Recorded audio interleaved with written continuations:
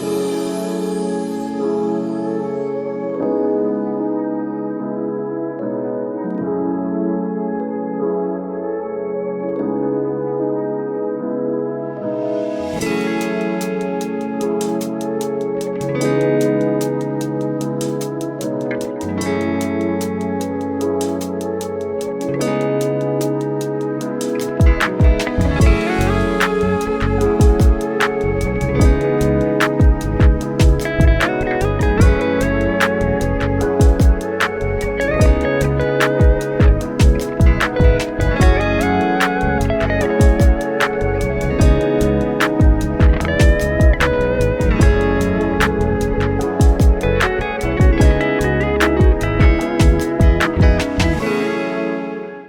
everyone, welcome to the B Stone Show. I am B Stone and I'm here with the infamous celebrity hairstylist Crystal Woodford. Hello. Thanks for having us, Crystal. Thank you for having me. Yes, ma'am. So I want to start off by saying thank you. I don't know if you all know, but I was on set with Young Rock and I got the pleasure of getting my hair done by Crystal, and we just connected from there.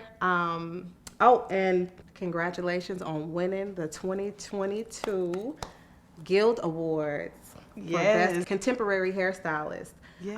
And she got that for Coming to America. So Coming to America, yes. you are like big in all of these things. So what made you get into, I guess, hairstyling more so in the entertainment industry? Well, I was signed to a modeling agency years ago. I've been in the business for probably about 18 years now. And I ran across some rappers that were signed to No Limit back in the day. And I just knew that I wanted to do something.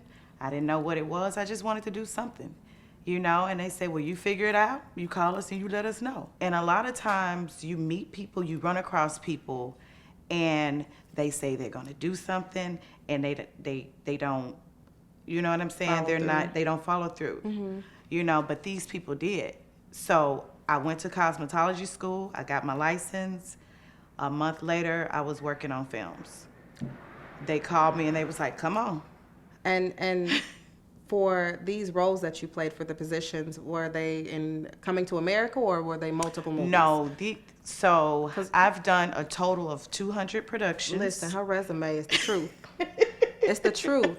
And you were in Wakanda, where you were a part of Wakanda Forever. Absolutely. Wow. Absolutely. Legendary. If you see my name in the credit, it says hair department head. So as far as in the entertainment industry, or even let's reference to the film industry, was it hard getting into those positions, or would you say, because I did have a one-on-one talk with you, getting in some doors, do you feel it's based on the people you know? Absolutely. Okay. Everything in life is who you know, especially when it comes to the business. Somebody got in by somebody that they know. There's somebody that they know. Because to be honest, they don't really go through resumes. They say, who you know? Do you know somebody that can do makeup? Do you know somebody that can do this? You know a sound operator? And it's like, you know what? I did meet one last year. And it's staying relevant, staying connected to the people that you actually meet. We stay connected. You know what I mean? Mm-hmm. So when you meet people that are in the industry or that's in the field that you want to do, you stay connected to them. Mm-hmm. You know what I mean? You just want to be in the circle, in the realm of them. Mm-hmm. If you surround yourself with a bunch of people that ain't doing nothing, you're going to be the other person that ain't doing nothing. Okay. But you have to surround yourself with people that are on the level that you want to be. Not the level that you own, but the level you want to be. You know what I mean? Eventually, they going to open the door and be like, come on in. By default. Right. So, yeah, absolutely. Who you know, for sure. You referenced to people in your circle. Mm-hmm. That actually brings up my next question. Do you feel it's important to have certain people in your circle? Absolutely. So you referenced to being able to get to certain places and, doing things that a simple resume can't get you. Mm-hmm. So do you feel that some people can be liabilities? I feel like everybody can't go with you. I feel like once you start removing delays out of your life, you can elevate. It's just like a hot air balloon. The more sandbags they take off that hot air balloon, the higher it goes up. And the quicker go up, the faster you do it. It just depends. Mm-hmm. So I think it's very important that you do a self-evaluation of yourself, you know what I mean, and your surroundings. Because some people are hanging on to you that don't need to be hanging on to you, and their name is delay. It can stop some things. And once you remove those people out of your life, you can see yourself elevate. It's very important for you to have certain people in your life. I feel like I'm the go-to person, and even the go-to person have to have somebody to go to. Facts. As I trembled coming over here, you know what I mean? I'm like, oh my God, I need to call somebody. I need to calm down. Wait a minute, So even with that, it's somebody that you have to have, that somebody that you can go to. You have to. It's so important. It's so important, especially in this industry. Like, I travel a lot. Like, we did Puerto Rico. We did it, Wakanda and Puerto Rico last year. So, even being in Memphis, you know what I mean? Like, you're usually by yourself.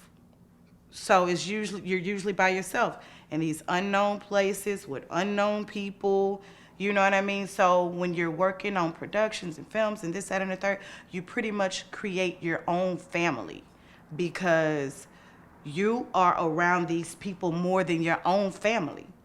I'm talking about buku hours together. Mm-hmm. Buku hours together. So you might as well like them, be happy, make the best out of it, because this is what you have at this particular moment, and you got to live in your moment.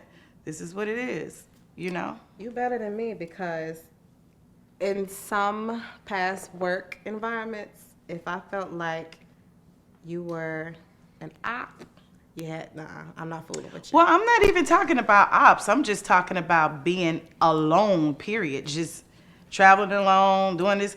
My biggest fear as a kid and growing up was getting on an airplane.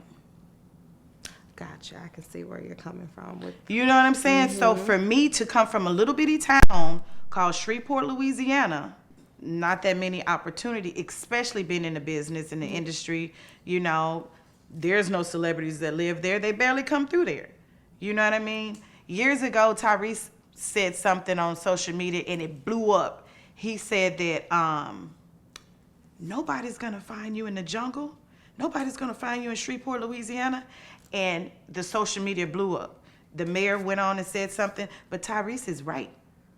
I didn't start in Shreveport. Mm-hmm. I started in Baton Rouge, in New Orleans, which is 4 or 5 hours south. It wasn't Shreveport. So you have to go out and get it. And then you can come back home and pull people in and help other people. I went all the way off of what you was talking about. I forgot what the question was, but I'm just going. You are fine. But it's only hard. It's hard not to stop when you're really speaking from the heart. So. Oh yeah. Facts. When it comes down to people in our lives, and you have people who, they smile but they don't cheer or they don't clap. Oh. Do you keep them far away from you? Or? Absolutely. Okay. How are you able to determine real, genuine support or love? Well, real, genuine support speaks for itself. Like, it speaks for itself. You don't have to think twice about it. You don't have to think twice about it, but, we have the gift of discernment, we have intuitions, and my circle is big as a dot anyway. So with the industry that I'm in, I have to be really, really careful of the people that I allow around me, because I've had stalkers, I have people that create fake accounts. I have several fake accounts out there, probably 5 of them. When I was on Wakanda Forever, all of my accounts got hacked at one time, everything. I lost my phone, everything, my phone, all of my social medias. So I have to really be careful about the people that is around me in my circle. A lot of people they want your glory, but they don't want the story. You know what I mean? It wasn't just whoop, and here I am. It didn't happen that way, you know? But there is people out there that want to ride your coattail, and people out there that with motives, you know, yeah, absolutely. So I definitely have to be mindful of who is around. And not only that, like, I don't allow negative energy in my bubble. So I'm one of those type of people anyway. You know what I mean? Like, I'm a positive person and I live in a bubble. So I don't allow people in my bubble like that. I understand. It's contagious, and you just don't want that energy around you. At all. It's at too all. contagious. But people find out that you're in the entertainment business or you do movies, they automatically think, oh, you celebrity. Oh, you're rich. Oh, you got to do this. Oh, you know, they treat you differently, to be honest. That's the best way that I can say it. So I don't prance around and say, hey, I do this, I do that. I don't do that because I want people to treat me like they going to treat me, whether you know what I do or not. You know what I mean? You don't have to know that I did Coming to America, Wakanda Forever, James Brown. You don't have to know my resume. I want you to treat me how you're going to treat me. That's what's going to determine whether you have a motive, whether you're real, whether you fake. That's going to determine everything. Your actions is going to tell on itself. So I don't have to do anything but sit back and watch it unfold. Wow. So do you have any upcoming projects that you're able to give us little hints on? Let's see. I do have an upcoming project. Actually, I have a few upcoming projects. I am producing. I also produce. I have about 5 short films that I produce. 2 of them entered in the Louisiana Film Prize and still winning awards now. I want to bring them to Memphis. So I have a project that I'm producing that's coming up. It's going to be a reality show. And I'm also going to be doing here for another Marvel project in March. Congratulations. Thank you. Never stop. See, it's infinite, as our last guest said. So that's a blessing, and I definitely see you going through more major doors. Oh, yeah. Because even though you've been in this industry for so long, But it took that long for me to ground myself, because when you're up against other people, being from the South is hard. Being a black woman is hard. Being from the South and a black woman and a hairstylist and being in the industry, all of that is hard. You know what I'm saying? So coming from different parts of the world, they already look at the South as being slow. You know what I mean? So having the positions that I have, it's like, that look young, you know, it's side-eye, but I let my work speak for itself. It's been so many times where people underestimated me, and I don't say nothing. I don't have to. Just Google me. ooh. So she said, check Crystal the receipts. Woodford, Crystal. Check those receipts. I like that. Google me. So, you just threw me off with that one. Google me. Like, seriously, have you guys ever Googled yourself? If you have not Googled yourself, y'all should try to Google yourself. I'm just saying. I had a really good question. That right there. We might as well go and wrap it up. Google me, baby. I honestly forgot. Ooh, I was getting into something else, but I kind of forgot what I was about to say. It was juicy too. I forgot. Ultimately, what I was saying is, so you have to be grounded in it, 10 toes down. Like, you really have to be grounded in it and just keep going. Like, if you can't run, walk. If you can't walk, crawl. If you can't, it don't matter. Just keep going. Whatever you do, keep going. So it don't matter whether these people think you're not good enough, or you're not light-skinned enough, or you're not, whatever the case may be, your religion or whatever they think it may be. That ain't got nothing to do with you. That's their problem. Facts. That is their problem. You just have to keep going. But 18 years of being a hair designer in the industry and making this, that, and the third, like, I just want to produce. I just want to produce, and I want to create jobs for people that was like me 18 years ago. I had a 14-year-old girl that saw me on the news, my hometown, when I went home, and it was a big thing when Wakanda was released. It was like, oh my gosh, she's from here. She's from Shreveport. We got to interview her. Wow. So this 14-year-old girl mom emailed me, and it touched my heart. And it brought me back to, that's why I said, yes, I would do this podcast. I said, yes, I would be on the news more. Yes, I would expose everything more, because I understand it's not about me. It's about that 14-year-old little girl, because I didn't have that opportunity at 14. Mm. I didn't even know that this existed at 14. You know what I mean? I didn't know it existed at 20. So for me to take this 14-year-old girl under my wings is like, let's go. Okay, this is what you do. This is what you don't do. That's my duty to do that. I have to pass the torch. I have to let people know. You know what I mean? Mm-hmm. The richest place in the world is where? The graveyard. All these people die without exposing their talent and what they're supposed to do. A lot of them go without passing the torch. Mm-hmm. They go with whatever they had in their head. You know what I mean? You got to let it go. You got to pass the torch. It's not for us. It's for the next generation, because our children are really our future. That is 100% true. So this is why I'm doing this. I'm doing this so that my kid, my great, they'll be like, oh, that's my grandmother's name in the credits. This is why I'm doing this. My legacy will forever live on. Forever.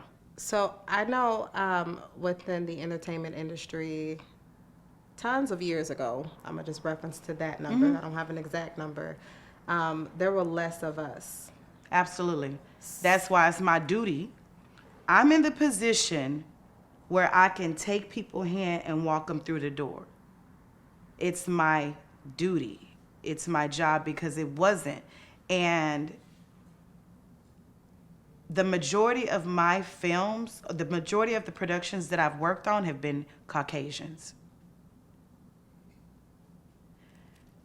People recognize me for Wakanda, Coming to America, although I've done 200. You see what I'm saying? Mm-hmm. Usually I'm like one of the only African Americans on set. So do you have any advice for African American stylists or artists, makeup artists? If this is something that you want to do, do it. Take classes, contact people. You know, don't be afraid. A lot of times, this is what I get the most. I don't want to be a burden. Be a burden. I don't want to get on your nerve. Get on your nerve. Make yourself irrelevant. Like, out of sight, out of mind. Mm-hmm. So I got to tell you this story about this barber. My brother, I love him. Tone, love you. So Tone and he used to cut for Marlon Wayans. He did 6 tuplets for Marlon Wayans. And Tone wasn't in a union. He wanted to get in a union. That's a whole nother thing. I'm in a New York union for hair and makeup.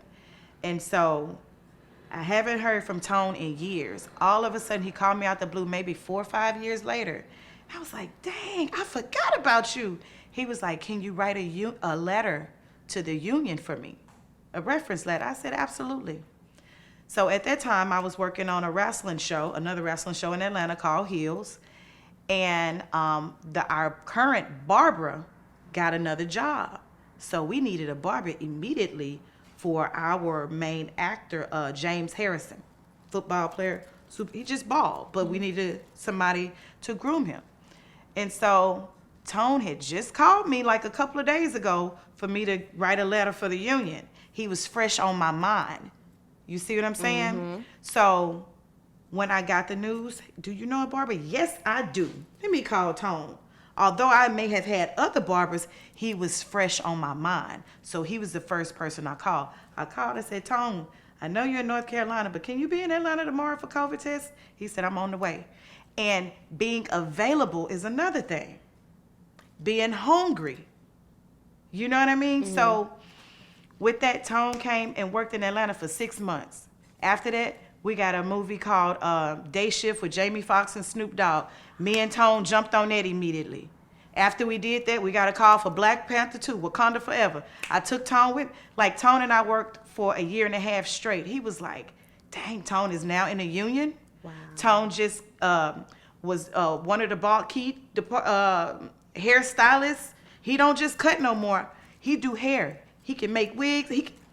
He can do it. He's a beast now. Wow. And they traveling him. So the possibilities are endless. It's endless. It's whatever you want to do with it. It's wherever you want to take yourself. And I think most cosmetologists think, in a sense, you know, being in a shop or having your own shop or being a celebrity stylist that's just the goal, the ultimate goal. So I definitely value having you on the show to be able to express that there's more outside of that. Absolutely. Even when I started cosmetology school, I didn't think that I would be I wanted to. I love the idea of it, but I'm not saying I didn't see myself doing it. I love the idea because I was already around celebrities, modeling and, you know, so I love that idea. But when they asked me the first day of cosmetology school, where did I see myself in the next 5 years? I said, I'm going to be a celebrity hairstylist. And my entire class laughed because I'm from Shreveport. Wasn't nothing there. Nobody lived there. They said, oh, you got to move to New York, girl. You got to go to L.A. Hurricane Katrina hit, and everything from New Orleans came to Shreveport. I started in Baton Rouge. My first 5 films were in Baton Rouge. But the first major film was in Shreveport. And guess who they called? The first person, me. Just because I had a tiny bit of experience, just a tiny bit, they called me. So Crystal, Yes.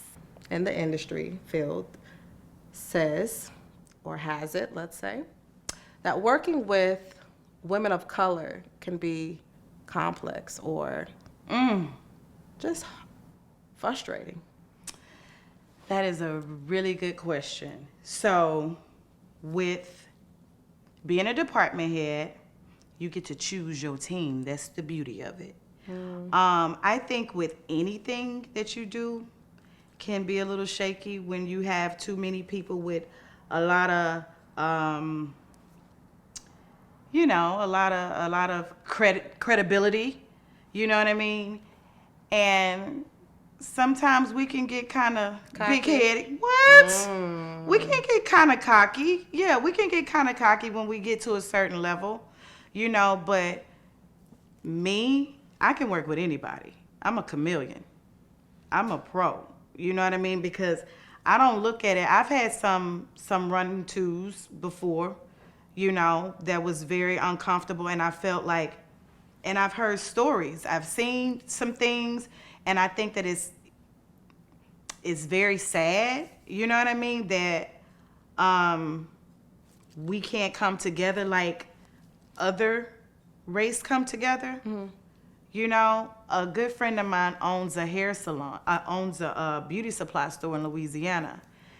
And then... What, is she colored? No. I got a point. This is what they do. I asked because if you want to know something, you got to ask. You know what I mean? So I said, I noticed that a couple of the same stores was popping up around the city over the years. I said, what is the recipe?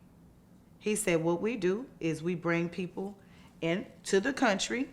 They have to work for the store for free for 5 years. After 5 years, they get their own store. We as black people, we're not going to do nothing like that. That's the difference. So as far as a means of living, how are they able to have a roof? they have. So they take care of each other. Yes, absolutely. Absolutely. Now, the beauty of my situation is it's not just me in the industry no more.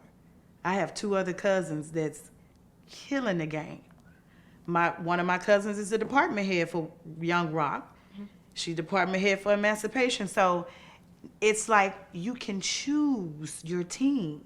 You build your team. That's why I have people that I'm mentoring, because I want them to be a part of my team.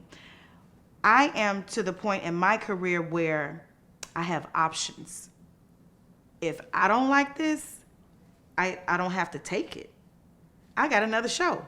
You know what I mean? So I'm grateful that I'm at the point where I'm able to choose whether they call me for a job. Who's over there?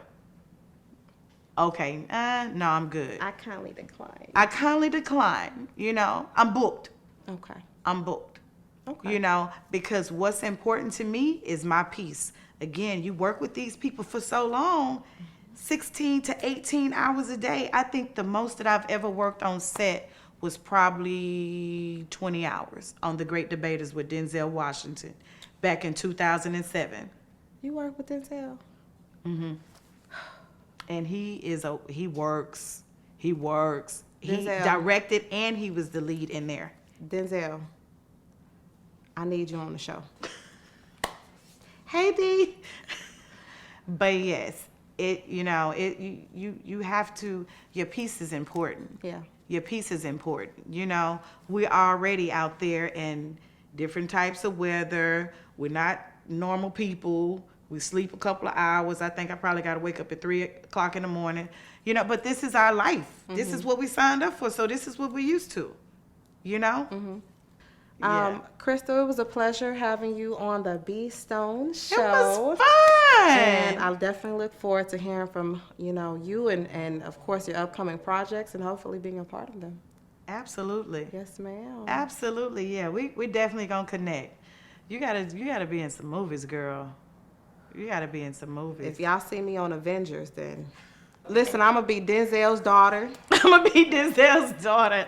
No, he got something coming up. He got something coming up. Denzel. He got something coming up in Pittsburgh, like this year. Mm-hmm. We're gonna talk. Who knows? We're gonna talk. Who knows? Yes. Well, y'all stay tuned for the 3rd episode of the B Stone Show. We got a very important guest. See y'all.